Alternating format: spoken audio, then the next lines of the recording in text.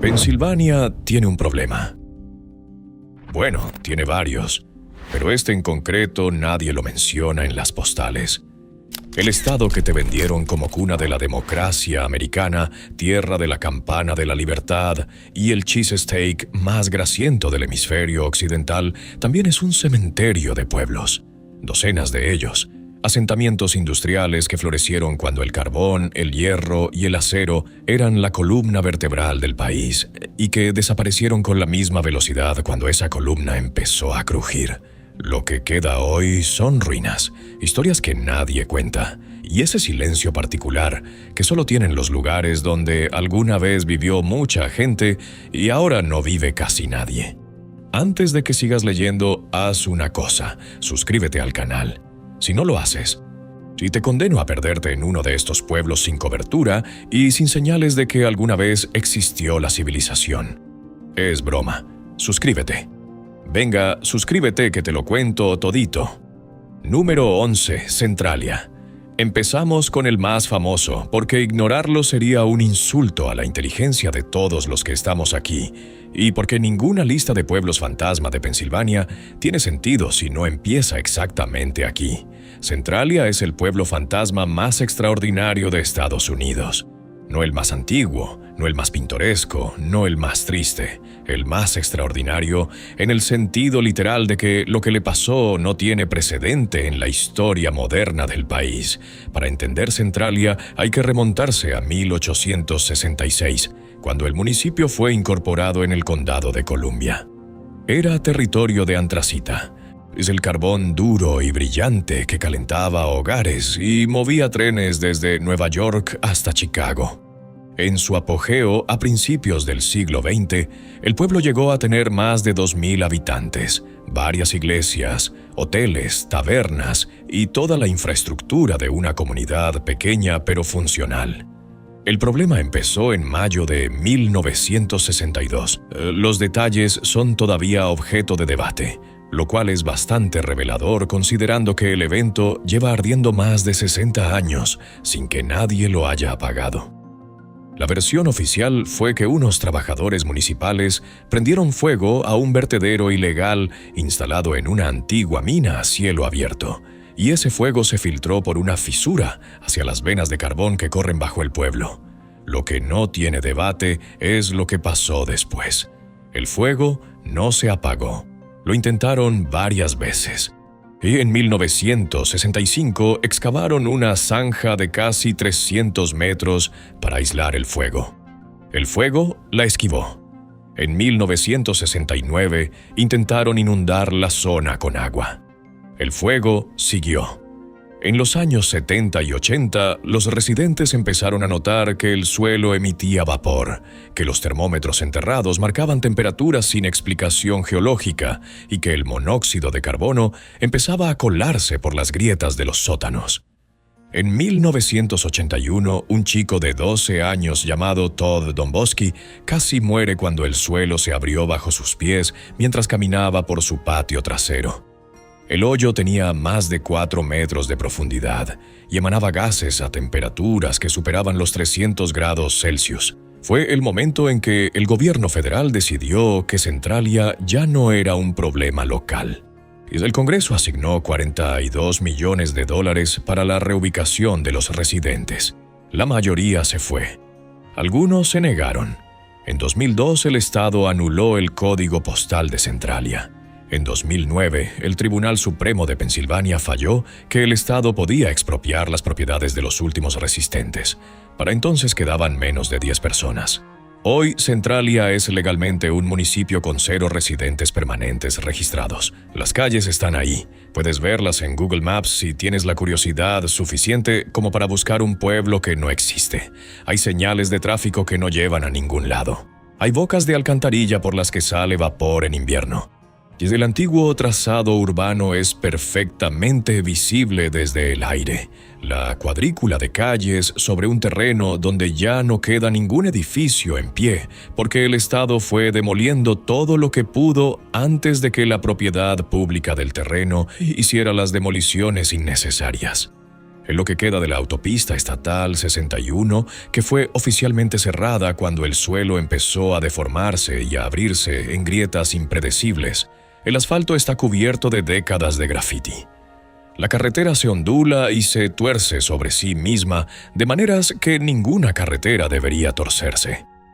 En invierno el vapor sale por las grietas con la regularidad de un fenómeno geológico perfectamente ordinario, que en cierto modo es exactamente lo que es. Lo extraordinario es que debajo de una ciudad americana, en pleno siglo XXI, haya un incendio activo que lleva más de 60 años sin que nadie haya podido apagarlo. El fuego sigue ardiendo. Los geólogos calculan que tiene suficiente carbón para seguir otros 100 años. Posiblemente 200. Centralia va a seguir siendo un pueblo fantasma mucho después de que todos los que están leyendo esto seamos también, en cierto sentido, pueblos fantasma. Número 10. Freaks Lock. Si Centralia tiene el drama del apocalipsis industrial en cámara lenta, Freaks Lock tiene algo diferente. Tiene la frialdad de un proyecto gubernamental ejecutado con la eficiencia particular de quien decide que un pueblo necesita desaparecer y simplemente lo hace desaparecer, sin fuego subterráneo, sin catástrofe visible, solo una central nuclear que necesitaba tierra y un proceso de expropiación. Freaks Lock está en el condado de Chester y a orillas del río Schuylkill. El asentamiento original data de finales del siglo XVIII, cuando una familia de origen alemán estableció una granja cerca de uno de los canales que conectaban las zonas mineras del interior de Pensilvania con los puertos del este. El canal era el sistema de transporte del momento, y los asentamientos que crecían a su orilla tenían la lógica de los pueblos de carretera modernos. Durante el siglo XIX, Freaks Lock creció modestamente. No fue nunca un gran asentamiento. Tuvo unas pocas docenas de familias en su mejor momento, una iglesia, un cementerio, y esa combinación de agricultura y pequeño comercio que definía a cientos de comunidades rurales de Pensilvania. Cuando los canales perdieron relevancia frente al ferrocarril, el pueblo siguió existiendo simplemente porque sus residentes seguían existiendo, que es la razón por la que la mayoría de los pueblos pequeños persisten mucho más allá de su utilidad original. El problema llegó en los años 60, cuando la Philadelphia Electric Company decidió construir la planta nuclear de Limerick en las inmediaciones. Las regulaciones federales de seguridad nuclear establecen zonas de exclusión alrededor de las centrales. Freaks Lock quedó dentro de una de esas zonas de una manera que resultó incómoda para todos. La empresa adquirió las propiedades por expropiación. Los residentes fueron reubicados. No hubo accidente nuclear, no hubo evacuación de emergencia, no hubo drama visible. Simplemente un día el pueblo dejó de tener gente. Lo que queda hoy son unas pocas casas en deterioro avanzado. Es el cementerio visitado ocasionalmente por descendientes de las familias originales y una vista directa a las torres de enfriamiento de la planta de Limerick que produce un efecto visual bastante perturbador. Los restos de un pueblo pastoral del siglo XVIII con el skyline nuclear del siglo XX de fondo. No es oficialmente un lugar que se promueva como destino turístico, pero quienes documentan espacios abandonados lo conocen bien. Número 9. Concrete City. El nombre lo dice todo y al mismo tiempo no dice nada. Concrete City está en el condado de Lucerne, en la región del carbón del noreste de Pensilvania, y fue construida en 1911 por la Delaware, Lackawanna and Western Coal Company como vivienda para sus trabajadores. La idea era simple. Los mineros necesitaban vivir cerca de las minas. La empresa construía las casas y las alquilaba a sus propios empleados. Lo que hace especial a Concrete City es lo que implica su nombre. Las 20 casas del complejo fueron construidas enteramente en hormigón. Paredes de hormigón, suelos de hormigón, techos de hormigón. No madera, no ladrillo. El hormigón duraba, reducía los costes de mantenimiento, y en una región donde los incendios de minas eran un riesgo real, tener viviendas sin combustibles tenía una lógica que no requería explicación. El problema del hormigón es que hace los espacios absolutamente miserables en términos de habitabilidad. Las casas eran frías en invierno, húmedas en temporadas de lluvia, oscuras por la escasez de ventanas que el diseño estructural imponía. Los trabajadores las odiaban con la convicción particular de quien sabe exactamente por qué odia algo. Y en 1924 la empresa intentó demoler el complejo. Intentarlo es la palabra correcta. Los edificios resultaron prácticamente indestructibles. El hormigón que hacía las casas tan incómodas también hacía que resistieran los intentos de demolición estándar. La empresa abandonó el intento y se olvidó del asunto. Hoy, Concrete City sigue en pie en medio de una zona boscosa. Las estructuras están deterioradas, invadidas por vegetación, con graffiti de décadas de visitantes. Los techos han colapsado en varios puntos. Las paredes siguen en pie. Tienen más de 100 años y probablemente van a seguir 100 años más. La ironía de un pueblo que sus propios residentes detestaban, pero que no se puede destruir, tiene una cierta poesía industrial que Pensilvania lleva en el ADN. Número 8. Alvira. Y hay pueblos que desaparecen por agotamiento económico. Hay pueblos que desaparecen por catástrofes naturales. Y luego está Alvira, que desapareció porque el gobierno federal decidió en 1942 que necesitaba ese terreno para fabricar explosivos y que la opinión de los residentes era, en términos prácticos, irrelevante. Alvira era un pequeño asentamiento agrícola en el condado de Unión. No era particularmente famoso ni próspero. Tenía tal vez unas 170 personas, granjas, una iglesia y un cementerio. En el contexto de la Segunda Guerra Mundial, el Departamento de Guerra identificó la zona como idónea para una planta de fabricación de explosivos. En un periodo extraordinariamente corto, el gobierno adquirió por expropiación más de 2.300 hectáreas, desplazando a decenas de familias que llevaban generaciones allí. La compensación fue la tasación oficial de sus propiedades, que como siempre en estos casos era discutible. La planta operó durante la guerra produciendo TNT y otros materiales. Cuando la guerra terminó fue desmantelada y el terreno cedido a la Comisión de Caza de Pensilvania. Las granjas expropiadas no fueron devueltas. El pueblo no fue reconstruido. Lo que hace especial a Alvira hoy son los búnkeres de hormigón de la planta de explosivos, todavía dispersos entre los árboles del área de vida silvestre. Son construcciones masivas y bajas, diseñadas para contener explosiones accidentales con la menor propagación posible. Los supervivientes accidentales de un capítulo de la historia que el Estado preferiría no tener que explicar con demasiado detalle en sus folletos de turismo rural. Junto a ellos, en algunos puntos del terreno cubierto hoy por el bosque, todavía se encuentran los fundamentos de piedra y los pozos de las casas de las familias que vivieron allí antes de que la guerra llegara a decidir que su hogar era más útil como fábrica de materiales para matar gente en otro continente. Nadie les preguntó si estaban de acuerdo. Era 1942 y el gobierno federal tenía cosas más urgentes que gestionar que los sentimientos de unas pocas docenas de familias en el condado de Union. Número 7. Yellow Dog Village. El nombre tiene la suficiente rareza como para merecer una explicación. Yellow Dog Village está en el condado de Armstrong.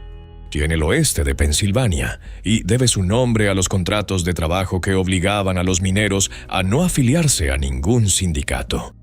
Estos contratos se llamaban Yellow Dog Contracts, contratos de perro amarillo, porque solo un perro amarillo, es decir, un cobarde sin dignidad, firmaría algo así. El pueblo fue construido alrededor de 1890 por la Rochester and Pittsburgh Coal and Iron Company como alojamiento para los trabajadores de sus minas. Era un típico company town, la empresa dueña de las casas, de la tienda, de la infraestructura. Los trabajadores pagaban el alquiler directamente de su salario, compraban en la tienda de la empresa con crédito de la empresa, y en términos prácticos estaban atados a su empleador de una manera que hacía que hablar de libertad laboral resultara bastante optimista. y en su momento de mayor actividad, alrededor de los años 10 y 20 del siglo pasado, Yellow Dog Village tenía más de 200 estructuras, casas para trabajadores, una escuela, una iglesia, instalaciones de la empresa. Cuando las minas empezaron a declinar, el pueblo se fue vaciando. Para los años 80, el lugar estaba prácticamente abandonado. Hoy el sitio es propiedad privada, lo que complica las visitas. Las estructuras que quedan tienen el aspecto de los lugares donde la madera lleva décadas recibiendo lluvia sin que nadie se preocupe del resultado. La naturaleza ha reclamado buena parte del territorio con su eficiencia habitual. Y la historia del lugar, con sus contratos de perro amarillo y sus conflictos laborales documentados en archivos que nadie lee, es el tipo de capítulo incómodo que la historia oficial del trabajo en Estados Unidos prefiere relegar a los márgenes. Número 6. Flagstaff. No hay que confundirlo con la ciudad de Arizona. Este Flagstaff está en el condado de Carbón, en el este de Pensilvania, y tiene una historia que combina el turismo de principios del siglo XX con el abandono silencioso de mediados del mismo. Es un ejemplo de cómo los destinos de moda tienen fechas de caducidad que nadie menciona en los folletos. A finales del siglo XIX y principios del XX, la región de las Pocono Mountains se convirtió en destino de veraneo para la clase media y alta del noreste del país. El ferrocarril había hecho accesible una zona de montaña que antes requería viajes demasiado complicados, y los empresarios construyeron hoteles, bungalows y complejos turísticos para capturar esa demanda. Flagstaff fue uno de esos desarrollos, centrado en Flagstaff Mountain y sus vistas.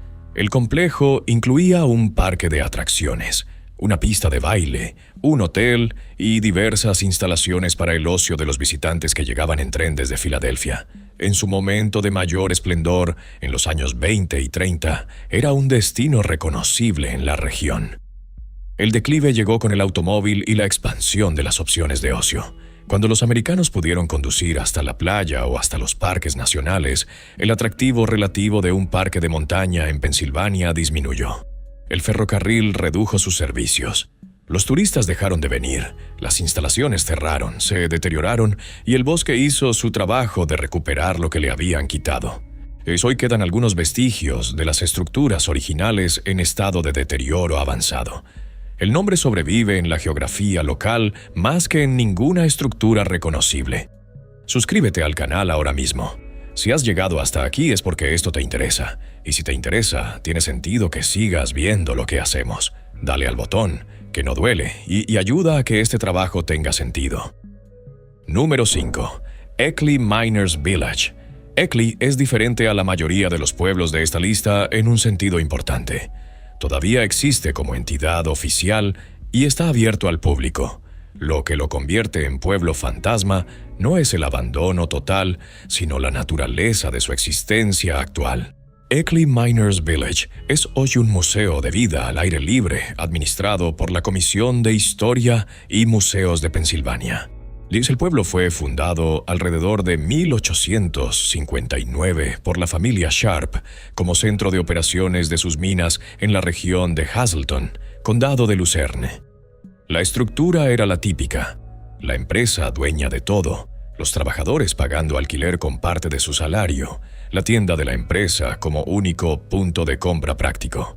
Las casas estaban divididas por categoría de trabajador.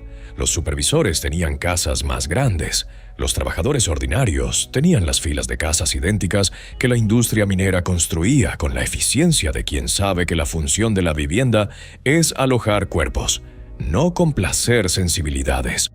El pueblo adquirió visibilidad particular en 1970, cuando fue utilizado como escenario de rodaje de la película The Molly Maguires, protagonizada por Sean Connery y Richard Harris, que dramatizaba los conflictos laborales de las minas de antracita en la década de 1870.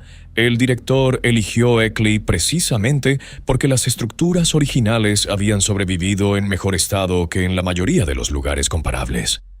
Hoy, algunas estructuras están restauradas y abiertas al público. Otras están en deterioro, pero se mantienen como parte de la autenticidad del sitio, Hay una pequeña cantidad de residentes permanentes que viven en algunas de las casas en acuerdos de arrendamiento con el Estado. La combinación de museo funcional, ruinas auténticas y residentes reales crea una experiencia que no es exactamente un pueblo normal ni exactamente un parque temático, sino algo en el medio que resulta más perturbador que cualquiera de las dos cosas por separado. La historia de Eckley es también la historia de una región entera. El noreste de Pensilvania produce antracita desde antes de la independencia americana. La industria del carbón de antracita empleó a cientos de miles de inmigrantes que llegaron principalmente de Europa del Este, Gales e Irlanda, con contratos que prometían trabajo y encontraron condiciones que promovían enfermedades pulmonares, accidentes mortales y una dependencia económica de la empresa que hacía difícil cualquier tipo de resistencia. El United Mine Workers of America organizó la región a principios del siglo XX, después de décadas de conflicto que incluyen episodios de violencia que los libros de historia estatal prefieren resumir en un párrafo y pasar a otro asunto. Y para cuando la industria empezó su declive definitivo después de la Segunda Guerra Mundial, había dejado una huella en la geografía física y humana de Pensilvania que sigue siendo visible en cada pueblo fantasma, en cada montaña de escoria negra al lado de la carretera, y en la estadística de enfermedades pulmonares de una región que todavía lleva el precio de haber calentado el noreste americano durante 100 años. Número 4. Pithole City. Si hubiera un premio al pueblo americano con el ascenso y caída más vertiginosos de la historia del país, Pithole City sería un candidato muy serio. En 1865, el sitio donde estaba Pithole era un terreno agrícola sin ninguna particularidad notable. En 1866, Pithole tenía 15,000 habitantes, docenas de hoteles, y varios periódicos y una oficina de correos que procesaba más correspondencia diaria que la de Cincinnati. En 1868, Pithole estaba virtualmente abandonada. La razón es el petróleo. Pensilvania fue, paradójicamente, la cuna de la industria petrolera americana. El primer pozo comercialmente exitoso del país fue perforado por Edwin Drake en Titusville, Pensilvania, en agosto de 1859. A partir de ese momento, el noroeste del estado se convirtió en el epicentro de una fiebre del petróleo tan intensa y breve como la del oro de California, pero menos fotogénica y mucho más lodosa, sin montañas con vistas panorámicas, sin la épica del Pacífico al fondo. Solo barro, tuberías y el olor particular del petróleo crudo que nadie describe correctamente hasta que lo huele de primera mano. Y en enero de 1865 se encontró petróleo en cantidades que los parámetros del momento consideraban extraordinarias en Pithole Creek, condado de Venango. En cuestión de meses llegaron miles de personas, perforadores, especuladores, comerciantes, periodistas y toda la fauna humana que genera la expectativa de dinero fácil. La ciudad creció de la nada con la velocidad que solo el dinero y la desesperación combinados pueden generar. Las calles de madera se extendían sobre el barro. Los hoteles tenían listas de espera. El precio del terreno subía cada semana con la fe ciega de quien no quiere calcular cuánto tiempo puede durar aquello. El problema de Pithole, que nadie quería escuchar en 1865, pero que resultó obvio en retrospectiva, es que los pozos de petróleo se agotan. Los de Pithole se agotaron con particular rapidez. Para finales de 1867, la producción había caído a una fracción de su pico. Los especuladores se marcharon con la misma velocidad con que habían llegado, que es la única constante en la historia de las fiebres de recursos. Los trabajadores siguieron al petróleo a otros lugares. En 1881, el pueblo entero fue subastado. El precio total fue de $4.65. No es un error de redacción.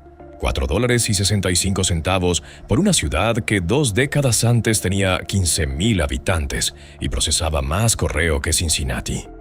Hoy, Pithole City es un sitio histórico, con sala de visitantes y carteles explicativos. El terreno no muestra gran cosa a simple vista. Pero los contornos de las calles todavía son visibles y sabes dónde mirar, y la historia tiene una calidad de parábola sobre el capitalismo extractivo que resulta difícil ignorar.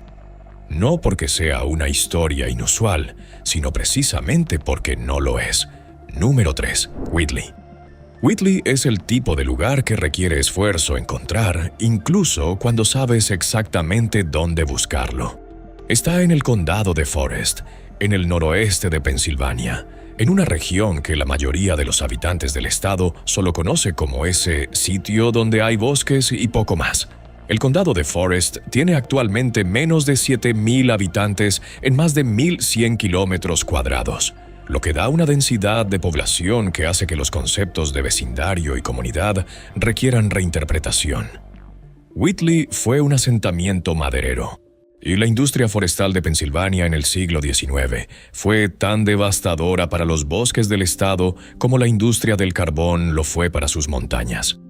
Los contratistas llegaron con equipos de tala que en pocas décadas eliminaron prácticamente la totalidad del bosque original de la región. Donde antes había árboles de varios siglos de antigüedad, quedaron tierras desnudas que ni siquiera servían para la agricultura, porque la tala había destruido la capa de suelo fértil. Los asentamientos madereros seguían el modelo clásico, se establecían cerca de los recursos, operaban mientras los recursos duraban y luego desaparecían. No había intención de permanencia. Los constructores sabían que estaban construyendo algo temporal, lo cual se reflejaba en la calidad de la construcción. Madera sin tratar, estructuras funcionales pero no diseñadas para durar más de lo necesario. Cuando los árboles se acabaron, Whitley se acabó. No hubo proceso de reconversión económica, no hubo plan de transición, no hubo ninguno de los mecanismos que las sociedades modernas han aprendido, con éxito variable, a aplicar cuando una industria colapsa. Simplemente la última cuadrilla terminó su trabajo, cargó sus herramientas y se fue al siguiente contrato. Lo que quedó fue recuperado gradualmente por el bosque que el tiempo y la reforestación fueron restaurando. Hoy el condado de Forest tiene de nuevo una cobertura forestal significativa que oculta los vestigios de los pueblos que surgieron para destruir ese mismo bosque. Hay una cierta justicia poética en eso que Pensilvania no parece especialmente interesada en reconocer en sus materiales de turismo. La naturaleza lleva la puntuación de una manera diferente a cómo la llevan los departamentos de desarrollo económico regional. Número 2. Sheetown. Sheetown está en el condado de Luzerne, en el corazón de la región carbonífera del noreste, y su historia es en muchos sentidos la historia genérica del carbón antracita, con suficientes detalles particulares como para merecer atención específica. El pueblo creció alrededor de las operaciones mineras de la región y siguió el ciclo que define a la mayoría de los pueblos de esta lista. Expansión cuando la industria lo requería, contracción cuando ya no la necesitaba. El declive fue particularmente pronunciado en las décadas posteriores a la Segunda Guerra Mundial, cuando la transición energética americana hacia el petróleo y el gas natural redujo drásticamente la demanda de carbón antracita. Y lo que distingue a Sheetown del promedio de asentamientos carboníferos abandonados es la documentación fotográfica que existe de su declive. Varios fotógrafos documentaron el proceso durante los años 50 y 60, creando un registro visual de cómo se veía un pueblo en el proceso de vaciarse. Las imágenes muestran casas con los muebles todavía dentro, con ropa todavía en los armarios, con calendarios en las paredes que se fueron quedando desactualizados mientras nadie los descolgaba. El abandono en estas fotos no parece una decisión, sino una interrupción. Hoy, Sheetown existe en un estado intermedio. Hay algunas estructuras en pie, hay terrenos donde antes había casas y ahora hay vegetación. Es el tipo de lugar donde la gente del área sabe vagamente que algo estuvo allí, pero no necesariamente recuerda los detalles, y donde los registros históricos son suficientemente fragmentarios como para que la reconstrucción completa requiera más trabajo del que la mayoría está dispuesto a hacer. Número 1. Beaverdale. Guardamos para el final al que quizás sea el menos conocido de la lista, pero el que mejor ilustra la mecánica cotidiana del abandono industrial en Pensilvania. Beaverdale está en el condado de Cambria, en el centro oeste del estado, y su historia no tiene los elementos dramáticos de Centralia ni la velocidad espectacular de Pitole.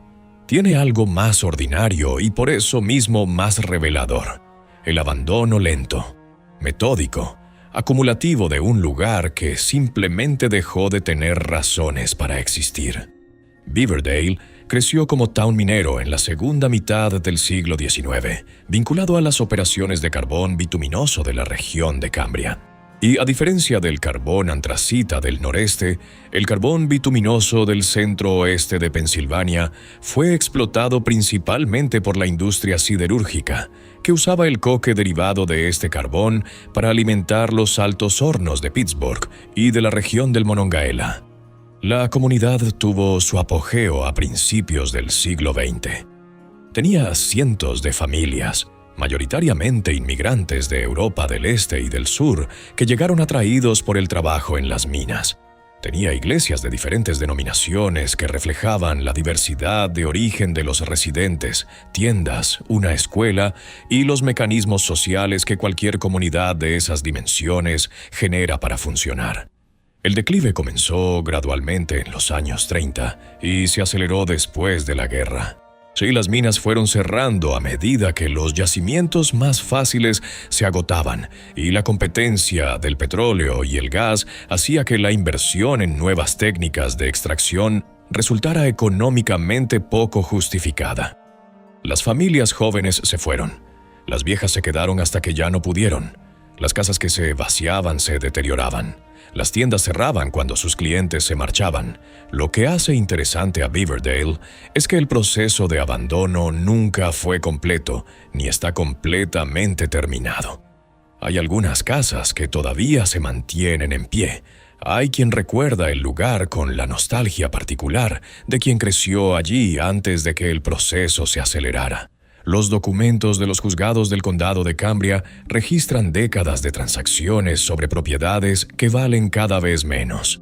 Justo es el retrato de un proceso que no tiene fecha de inicio clara ni fecha de finalización, solo una dirección constante hacia el vaciado.